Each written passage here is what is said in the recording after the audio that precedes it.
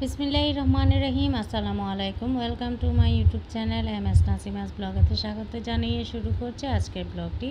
ছোট্ট একটা ব্লগ নিয়ে আপনাদের সামনে হাজির হলাম। তো শুরুতে দেখতে পাচ্ছেন কিছু ফল, আসলে এগুলো আপনাদের ভাইয়া গাছ লাগাইছিল, সেই গাছ থেকে আনা। আরও 2-3টা নাকি চুরি হয়েছিল। তারপর এগুলো কেটে রান্না করব ওই বুটের ডাল দিয়ে। এই ফলগুলো রান্না করার জন্য রেডি করেছি।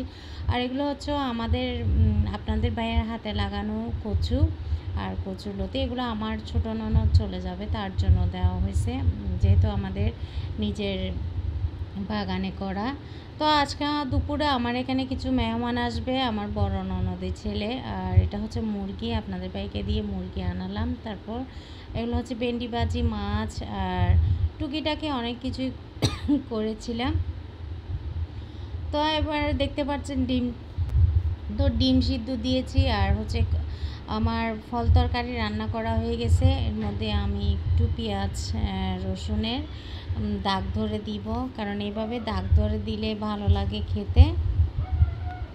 এভাবে পেঁয়াজ রসুনের দাগ ধরে দিলে তরকারিটা ফ্লেভার আলাদা একটা স্বাদ হয়। তো যাই হোক, এখন আমি ভেন্ডি ভাজিটা করছি। ভেন্ডি ভাজির সাথে কিছু আলু কুচি দিয়েছিলাম। আর এভাবে একটু আলু কুচি আর ভেন্ডি একসাথে ভাজি করলেও স্বাদ হয়। তো এখানে আমি একটু হালিম রান্না করব। হালিমের জন্য কিছু মাংস রেডি করেছি, আর মাছ তো আছে পাশে।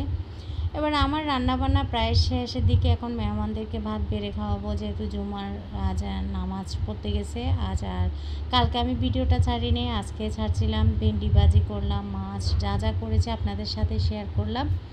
তো এরপর হচ্ছে মেহমানরা খাবে, সেখানেও একটু করে শেয়ার করলাম। তো আমার ভিডিওটা দেখে কেমন লাগলো অবশ্যই জানাবেন। আর সবাই সুস্থ থাকবেন, ভালো থাকবেন এই কামনা করে ভিডিওটা দেখতে থাকুন। আল্লাহ হাফেজ, আসসালামু আলাইকুম।